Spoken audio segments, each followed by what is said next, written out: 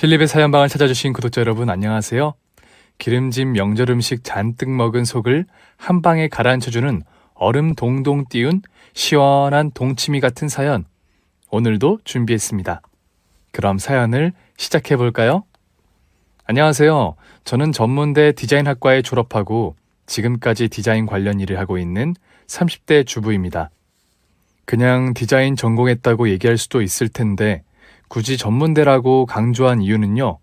저는 배움이란 건 무엇을 배웠느냐가 중요한 것일 뿐 어디서 배웠느냐가 중요하지 않다는 신념을 갖고 있기 때문이에요. 그리고 솔직히 저 실력이 안 돼서 4년제 대학 못 간 것도 아니에요.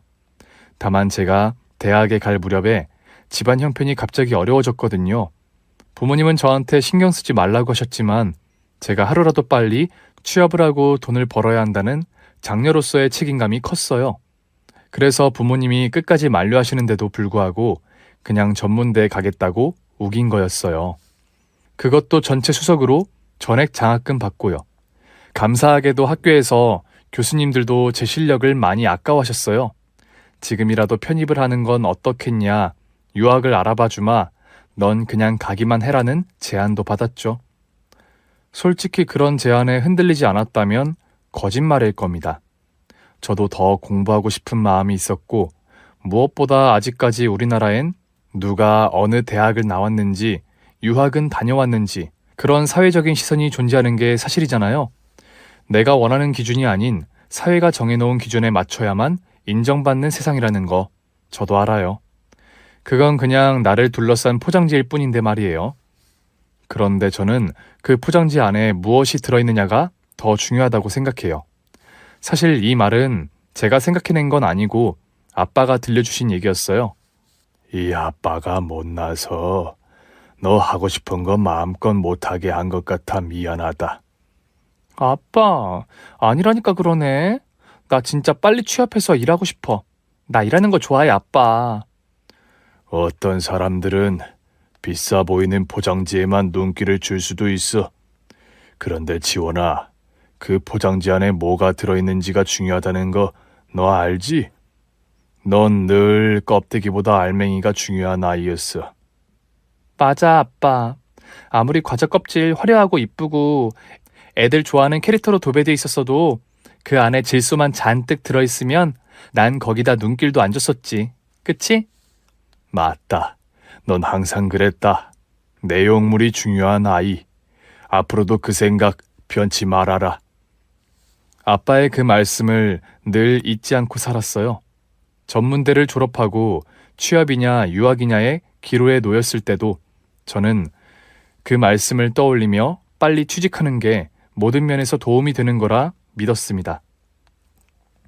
더 공부하고 싶은 마음이 나중에라도 들게 된다면 그땐 정말 돈이 있어야 한다고 생각했어요. 사람이 하고 싶은 걸 하면서 살 수 있으려면 당연히 돈이 필요하다는 걸 조금은 어린 나이에 깨달았고, 그렇다면 하루라도 빨리 돈을 버는 게 여러 면에서 필요한 일이었죠. 하늘은 그런 제 마음에 감동을 받으셨는지도 몰라요. 학생 때 참가했던 공모전에서 타의 추종을 불허하는 우수한 성적을 얻은 이력 덕분에 우리나라 굴지의 광고회사 디자인 부서에 취업할 수 있었거든요. 웬만한 4년제 대졸자, 유학생들도 붙기 어렵다는 회사였어요. 회사 생활이요? 당연히 쉽지 않았죠. 이름만 들어도 다 아는 대학 나온 사람들 틈에서 제가 어디 명함이나 내밀 수 있었겠냐고요.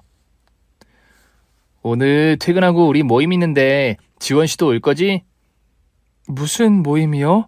저 그런 얘기 못 들었는데요? 아, 맞다. 지원 씨 강대 졸업생 아니었지? 아, 내가 착각했네. 네? 아, 아니에요.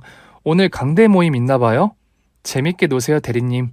아, 근데 지난번 회식 때 보니까 주사 좀 있으시던데. 오늘은 조심하는 게 좋겠어요. 강대 나오신 고 차장님이 주사 있는 여자 싫어하시더라고요. 무슨 얘기가 맥락이 그래? 거기서 고 차장 얘기가 왜 나와? 어머, 대리님이 고 차장님 짝사랑하는 거 사람들은 다 아는데. 다 알고 있다는 거 대리님만 모르시는구나? 이렇게 좋은 대학 출신 아닌 저를 대놓고 무시하는 사람들 천지였어요. 보시다시피 저는 그런 무시에도 절대 주눅들지 않았고요. 한 번은 저희 부서에서 한 디자인이 표절로 판명나서 클라이언트가 회사를 뒤집어 놓은 적이 있었어요. 이 책임을 누가 져야 하느냐 난리도 아니었죠. 그거 지원 씨가 초안 낸 거 아니야? 저는 이 건에는 손끝 하나 안 댔는데요? 무슨 소리야. 저번엔 지원 씨가 이 디자인에 대해서 이렇다 저렇다 얘기하는 거 내가 다 들었는데.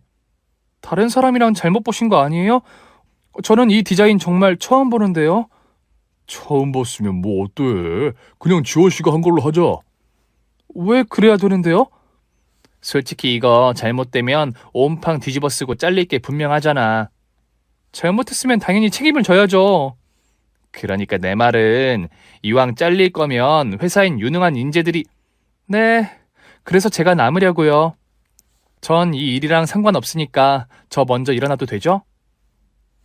그렇게 저한테 있지도 않은 책임을 떠넘기려는 동료들의 집요한 추궁에도 끄떡하지 않고 그 자리를 빠져나왔는데 솔직히 기운은 빠지대요. 회사 안에 존재하는 크고 작은 카르텔, 어느 예고 출신, 어느 미술학원 출신, 어느 대학 출신, 그중에 저는 단 하나도 속하는 게 없다고 생각하니 많이 외로워졌어요. 그래서 그런지 그날은 평소 마시지도 않던 소주 한 잔이 생각나길래 회사 앞에 있는 포장마차에 갔죠. 아줌마, 여기 소주 한 병만 주세요. 안주는? 그냥 오뎅 국물 좀 주세요. 국수 2그릇 말아주시고 잔도 하나 더 주세요. 팀장님. 빈속에 깡소주 마시는 거 아니에요. 속 다 버려. 전 괜찮은데요? 지원씨, 돈 아까워서 그러는 거 알아요. 여긴 내가 쏠 테니까 마음 놓고 먹어요. 또 뭐 먹고 싶은 거 없어요? 똥집? 닭발? 뭐 꼭 돈이 아까워서 그런 건 아니지만 꼭 그러시다면 저거요. 해삼. 저거 먹고 싶어요, 저. 이모! 여기 해삼도 한 접시 주세요. 싱싱한 놈으로. 근데 팀장님, 저 짠순이인 거 회사에 다 소문났어요? 말이라고 해요. 구내식당 밥값도 아까워서 도시락 싸가지고 다니는 거 내가 왜 모르겠어요? 헉! 팀장님 맨날 점심시간 전에 나가시고 점심시간 전에 돌아오시는데 그건 어떻게 하세요? 우리 팀원인데 내가 그런 거 하나 모르겠어요? 자, 한잔 합시다. 오늘 속상했을 텐데. 팀장님. 학연, 지연 줄 타고 낙하산으로 들어온 것들이 실력 운운하는 꼴 보면서 그래도 잘 참았어요. 남편은 다 알고 있었더라고요. 그동안 제가 학벌 때문에 거의 왕따나 마찬가지로 무시당한 거, 오늘 일도 혼자 다 독박 쓸 뻔한 거, 평소에 일어났던 모든 일들이요. 내가 나설 수 있는 일이 있고 그러지 말아야 되는 일이 있으니까 그냥 보고만 있었던 거지. 이번 일은 달라요. 지원 씨 대처 훌륭했어요. 고맙습니다. 안 되겠어요. 저 오늘 이건 제가 쏘게 해주세요. 기분이 좋아서 제가 쏴야겠어요. 그건 곤란한데. 정 그러면 원래 지원 씨 먹으려던 소주 한 병값만 내고 나머진 내가 시킨 거니까 내가 내는 걸로 해요, 그럼. 이후로도 남편은 제가 하지 않은 일로 누명을 뒤집어 쓸 때나 괜한 오해를 받는 일이 있을 때면 팀장으로 나서서 잘 해결해줬어요. 그러다가 한 번은 이사님 백으로 들어온 직원을 혼내는 바람에 이사실에 불려가서 된통 혼쭐 난 적도 있었는데 그래도 팀장님은 꿈쩍 안 하셨죠. 오히려 이사님한테 똑부러지게 할 얘기 다 해서 이사님 입도 뻥끗 못하게 하셨다고 하더라고요. 아마 그런 강단 있고 정의 있는 모습들에 제가 조금씩 끌렸던 것 같아요.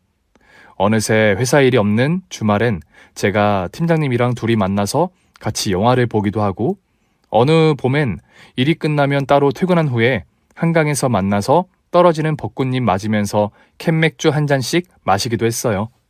그러다 어느 날은 누가 먼저랄 것도 없이 손도 잡았고 밤늦게 각자 집에 들어간 후에도 뭐가 아쉬운지 잠들기 전까지 전화기를 붙들고 얘기하다 잠든 적도 있고요.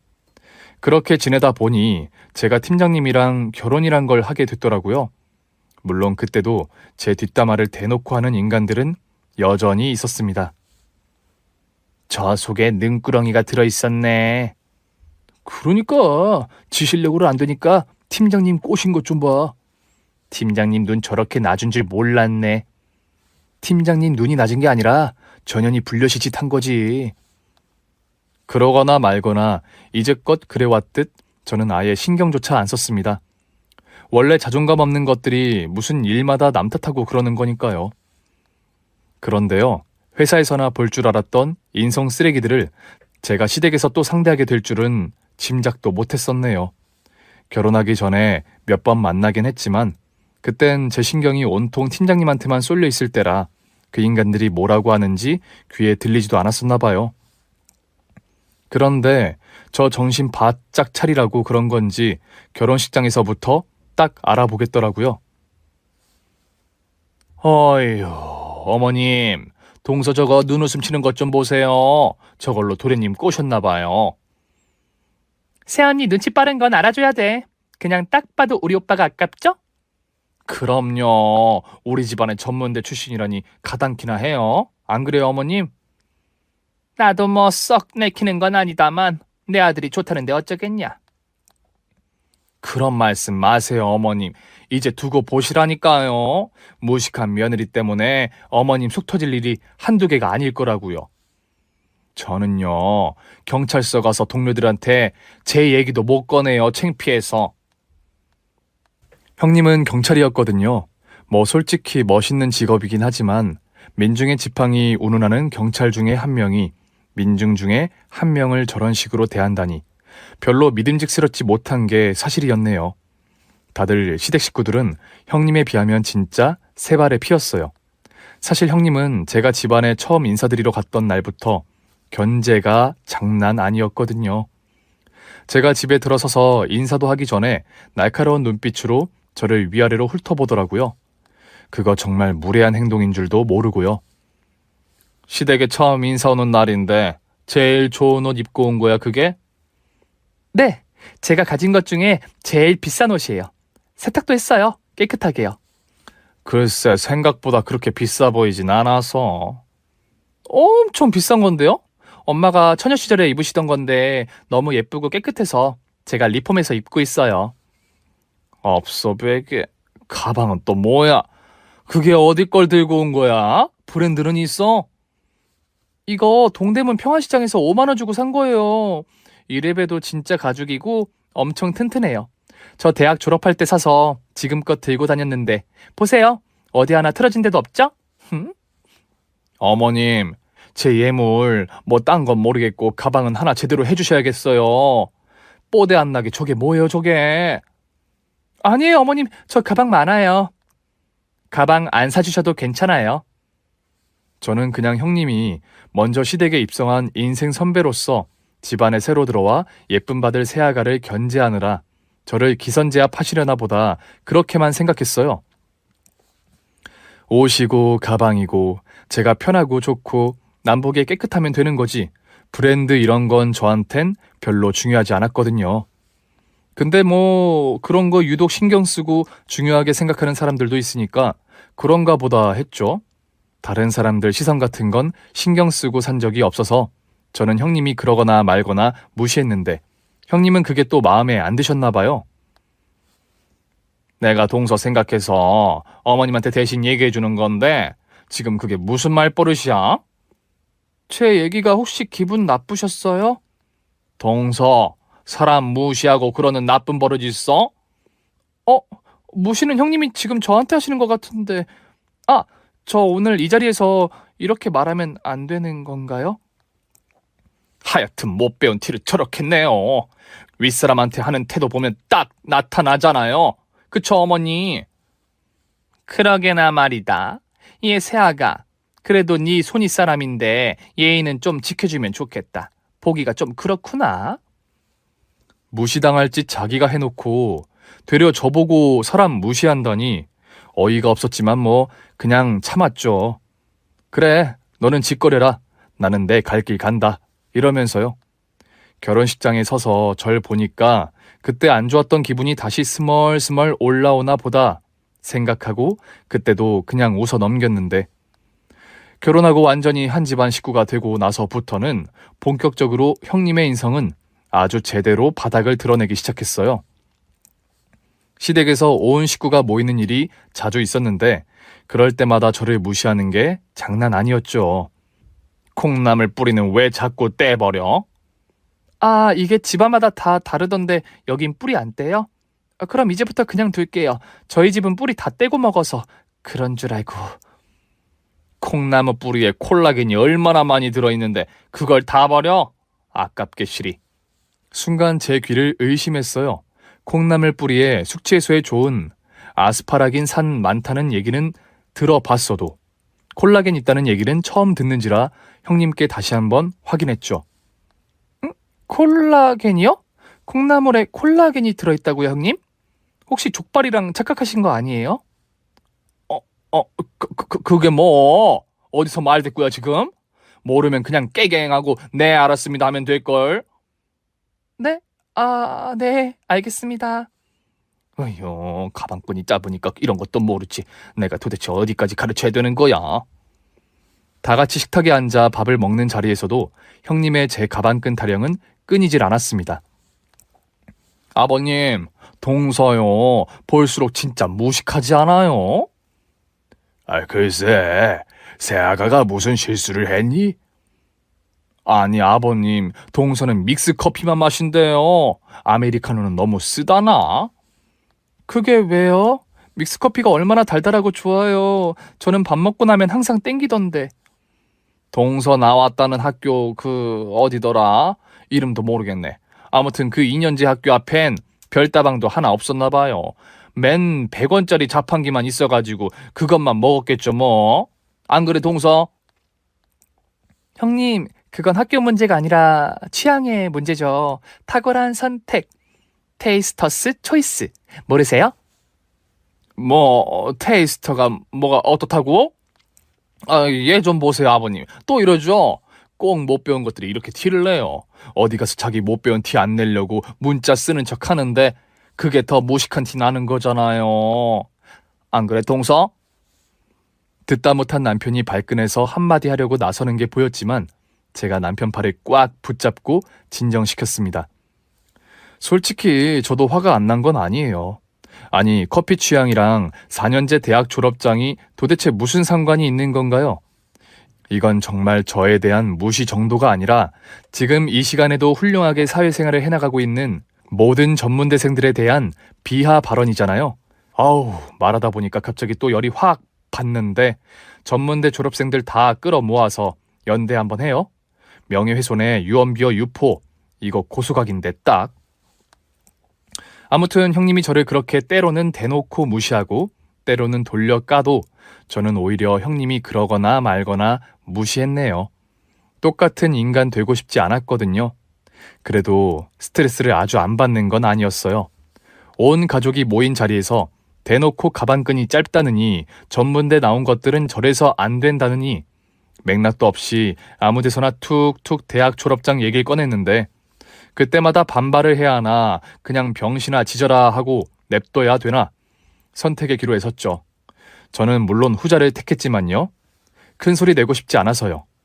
직장 생활하면서 받는 돈의 절반은 사람한테서 받는 스트레스 깽값이라는데 그래서 직장 생활은 그래도 얼마든지 참을만 한데 이건 뭐 한 푼 보태주는 것도 없이 스트레스만 주니까 저로선 더 열받을 수밖에 없는 일이죠. 안 그렇습니까 여러분? 형님이 저렇게 앞도 뒤도 없이 행동하고 발언을 하면 말리는 식구라도 한 명 있어야 할 텐데 말리기는커녕 시어머니도 그럴 때마다 대놓고 형님 편을 드셨어요. 형님은 경찰이라고 밖에 나가서 힘든 일 한다고 설거지 같은 것도 다 저 시키셨고요. 명절에 시댁에 갔다가 집에 갈 때도 형님 손엔 항상 갈비 세트 그런 거 들려주시면서 저한테는 제사상에 올린 과일만 주셨죠. 나물 쪼가리나 좀 주시던가요. 갈비 세트 사 먹을 돈 없는 것도 아니지만 속상한 건 속상한 거죠. 대놓고 제가 어머님한테 속상하다고 말씀드린 적도 있었어요. 어머님, 저도 형님도 똑같은 며느리인데 어머님이 형님만 더 예뻐하시는 것 같아서 저 좀 속상해요. 예, 똑같은 며느리라니 그건 좀 아닌 것 같구나. 왜요? 어머님 큰아들 작은아들 다 예뻐하시잖아요. 걔들은 다 4년제 대학 나와서 좋은 직장 다니고 있고 너는... 제가 왜요? 저 어머님 둘째 아들이랑 같은 회사 다니는데요? 그게 어쩌다 네가 운이 좋아서 그런지는 모르겠다만. 아휴, 나도 모르겠다. 그러게 그런 무시당하기 싫으면 네가 좀 좋은 대학을 나오지 그랬니? 그리고 솔직히 어머님은 가만히 계시는 게 저 도와주시는 거나 마찬가지였던 게요. 늘 선을 넘는 형님이었지만 그 정도가 좀 지나치다 싶을 땐 그래도 가끔 제 편을 들어주시긴 했거든요. 근데 그 편이라는 게 정말 편이었을까요? 그럴 때 어머님이 형님 혼낸다면서 하시는 얘기라고는 예, 많이 배운 네가 참아라. 이거였다니까요. 말리난 시누이, 아니 말리는 시어머니가 더 꼴보기 싫었습니다. 사실 평소에 형님의 무식함은 이루 말할 수가 없었어요. 대체 어떻게 경찰 시험에 합격했는지 이해가 안 될 정도였다니까요.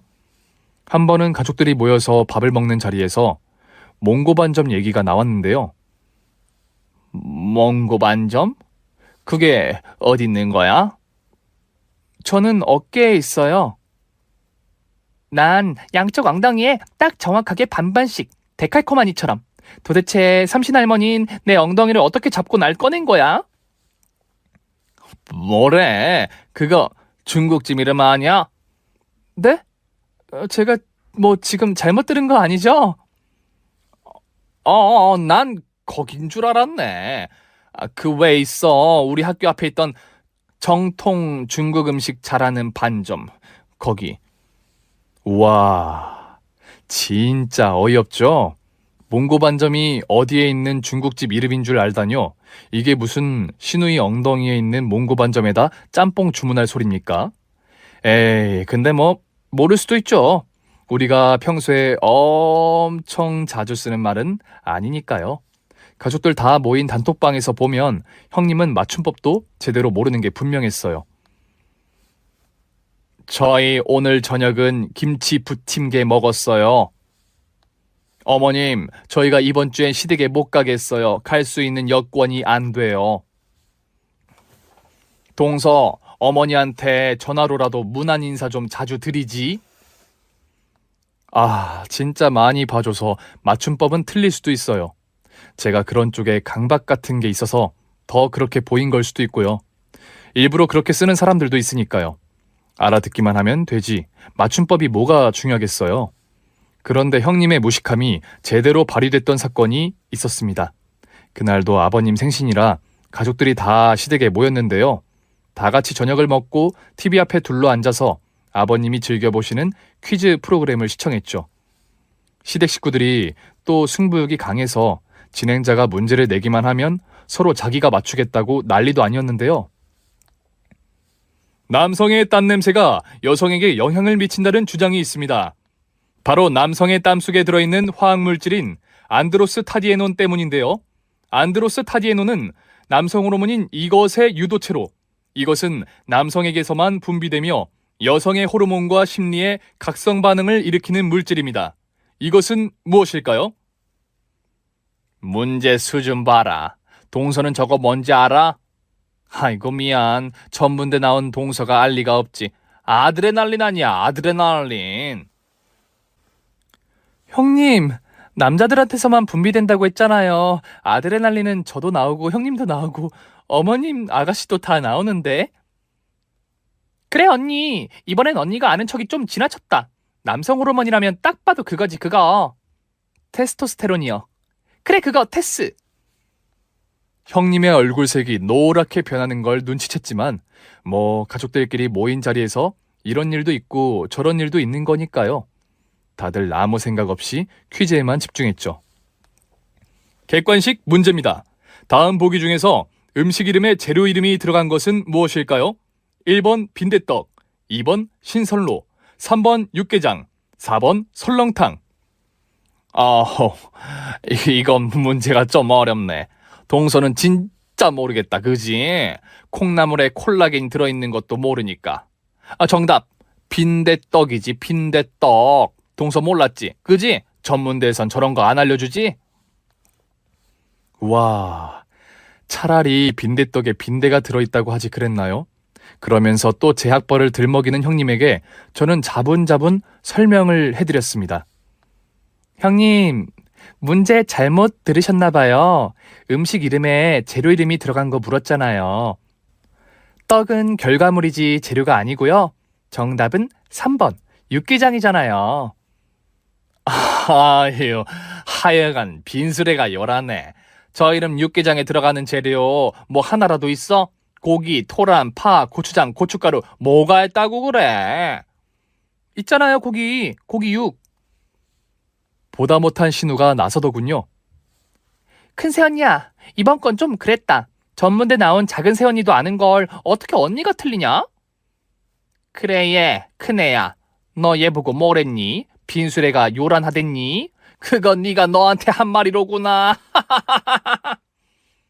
근데 작은 새언니, 언니 좀 똑똑하다? 그렇게 안 봤는데. 큰애 너 작은애한테 좀 배워야 쓰겄다.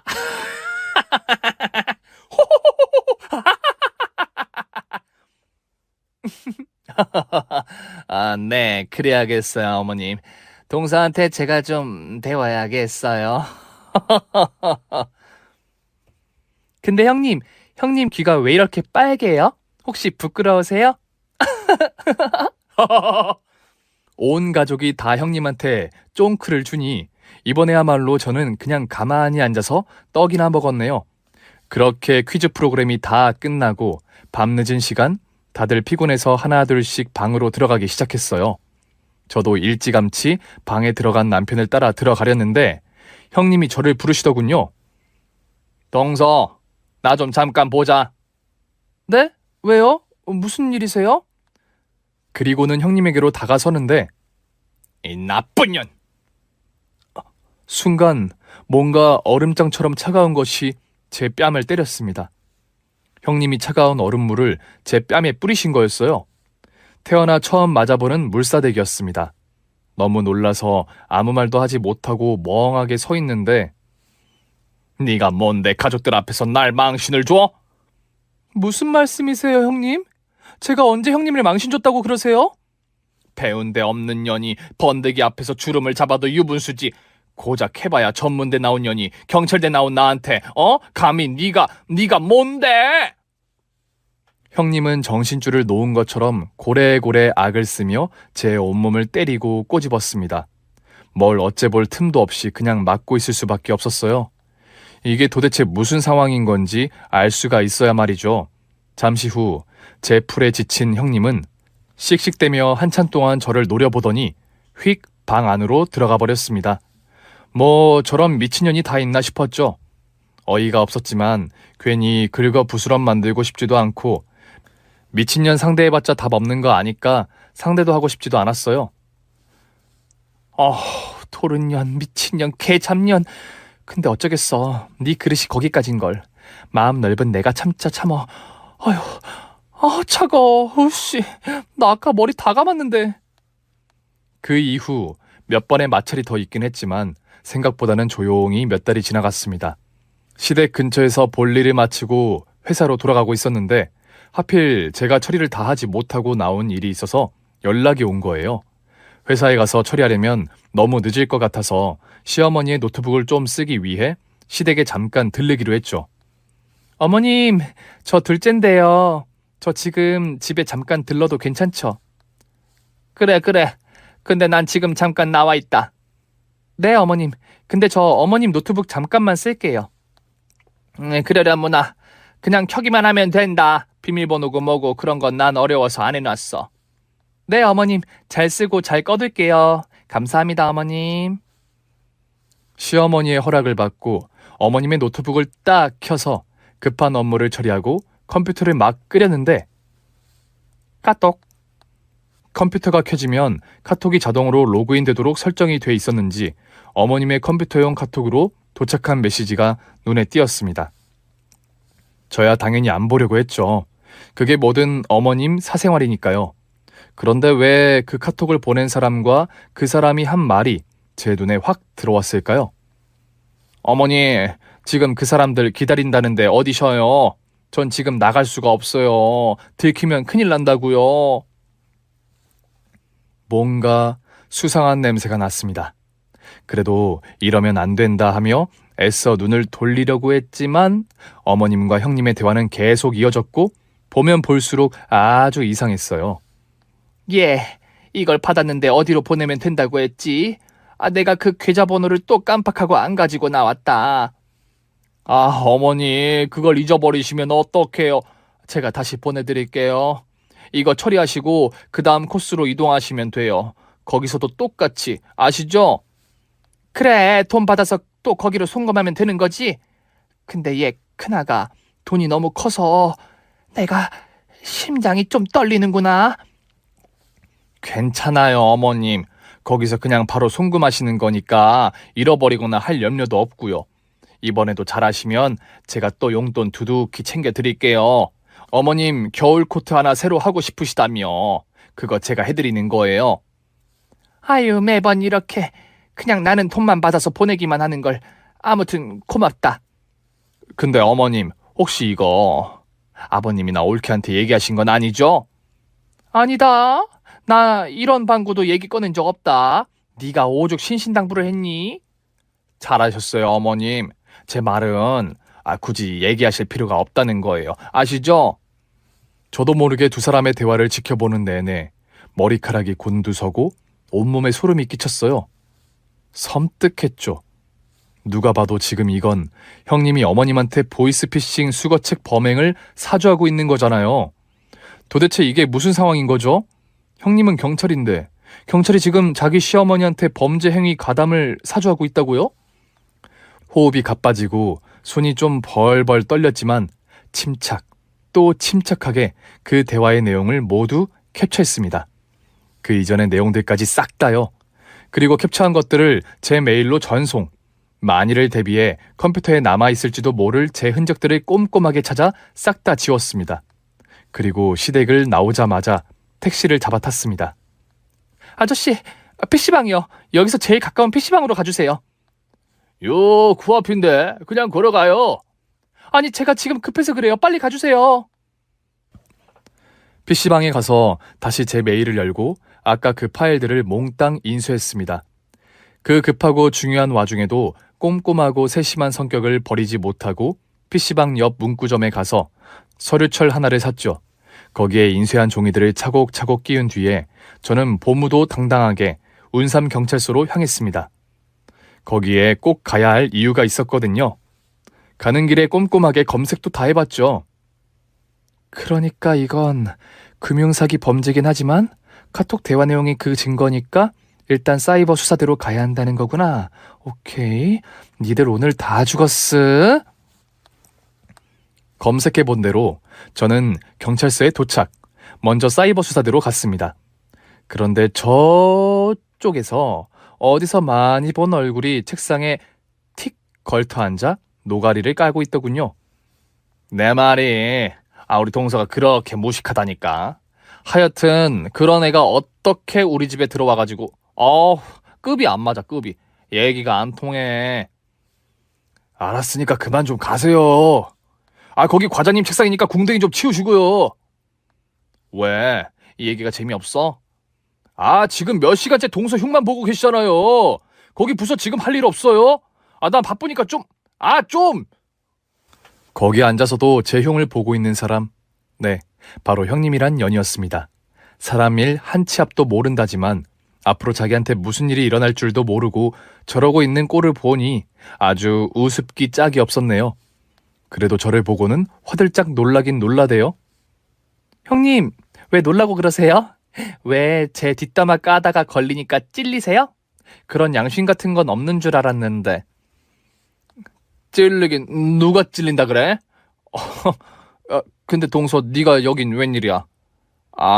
동서 무슨 온라인 사기 같은 거 당했구나? 아유, 그러게 공부 좀 하라니까 공부 좀. 무식하게 또 그런 사기를 다 당하고 그래?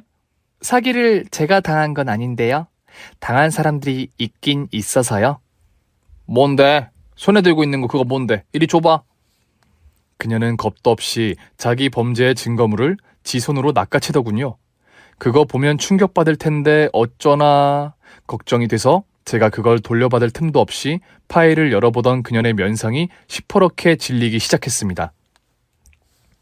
그가 뭐 별거 아니에요. 보시다시피 누가 혼자 잘난 척은 다 하더니만 뒷구멍으로 충격적인 일을 벌이고 있었더라고요.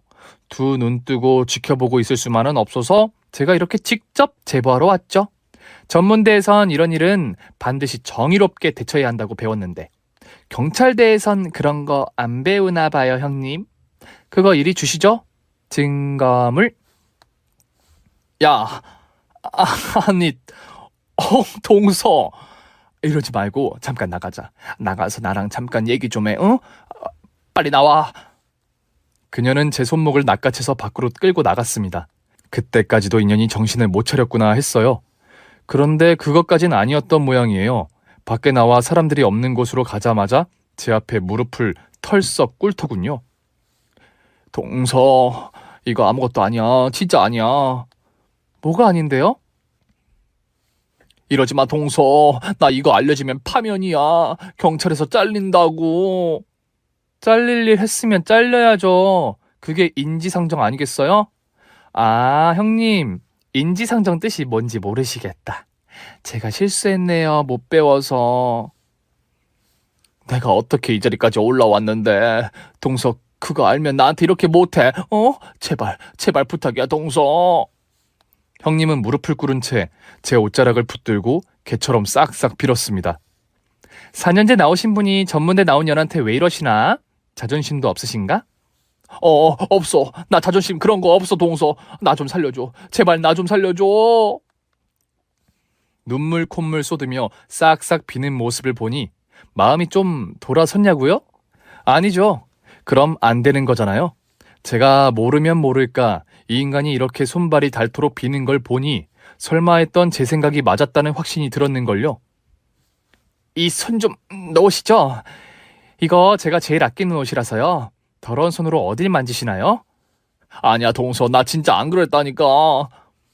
저는 여전히 땅에 엎드리다시피 저에게 빌면서도 끝까지 잡아떼는 그 인간을 우아하게 발로 한번 뻥 차준 후에 제 할 일을 마무리하러 갔습니다. 뭘 발로 차기까지 하냐고요? 그 인간한테 끝까지 가방끈 짧은 사람 노릇해야 되지 않겠습니까? 안 그래요? 저는 그 길로 눈썹 털 하나 꿈쩍하지 않고 제가 가져간 시어머니와 그 인간의 카톡 내용을 고스란히 제출했고요. 그 자료를 토대로 수사가 시작됐습니다. 그리고 예상했던 대로 범죄 협의점이 발견됐어요. 제 짐작이 맞았습니다. 그 인간 무려 보이스피싱 조직이랑 손을 잡고 어머님한테 보이스피싱 수거책 역할을 시켰던 거예요. 시어머니는 그야말로 아무것도 모르고 바쁜 형님을 대신해서 중요한 심부름을 해주는 걸로만 아셨다고 해요. 그 년이요.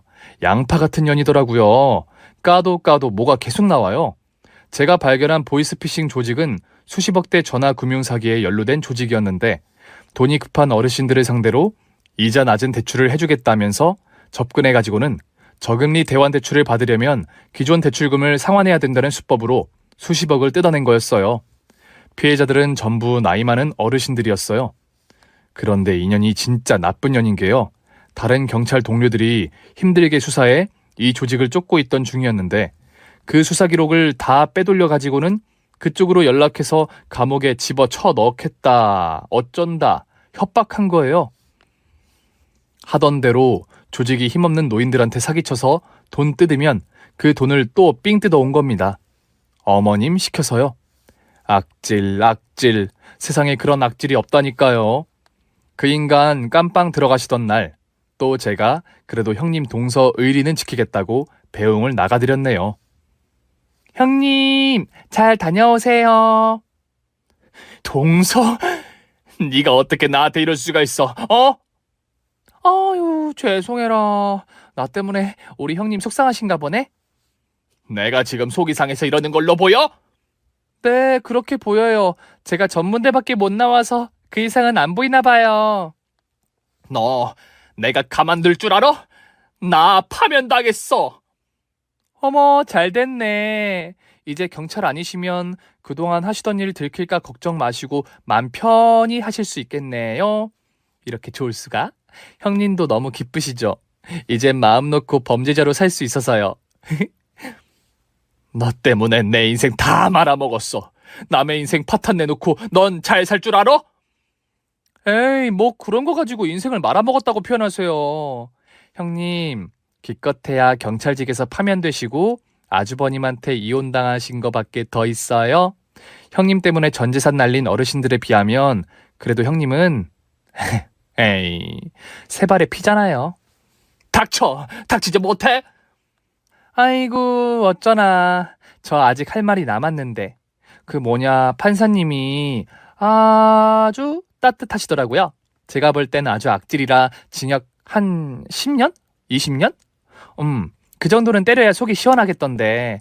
그래도 판사님이 많이 봐주셨네요. 경찰 공무원직 파면에 징역 5년이 뭐야? 아니, 어머님이야 뭐 진짜 아무것도 모르시고 범죄자인 형님이 시키시는 거 하신 거니까 집행유예에 사회봉사 명령 500시간 받으실 수 있죠. 근데 형님은 좀 너무하지 않나? 아, 경찰대 나왔다고 봐주신 거야? 후, 의리 있으셔라. 이거 좋겠다 형님. 경찰대 나온 덕 보네. 아우, 이럴 줄 알았으면 나도 경찰대 갈걸. 아쉬워라. 평생 남의 손에나 수갑 채울 줄 알았지. 지 인생 살면서 지 두 손목에 수갑 찰 줄 꿈이나 꿨겠습니까? 그런데 그 어려운 꿈을 제가 이루게 해드렸네요. 물론 형님 동의는 없었지만요. 가방끈 길어가지고 제가 하는 말에 따박따박 토달 줄 알았더니만 그러지도 못하대요. 찍소리 못하는 꼴을 보고 웃음 참느라 힘들어 죽을 뻔했답니다.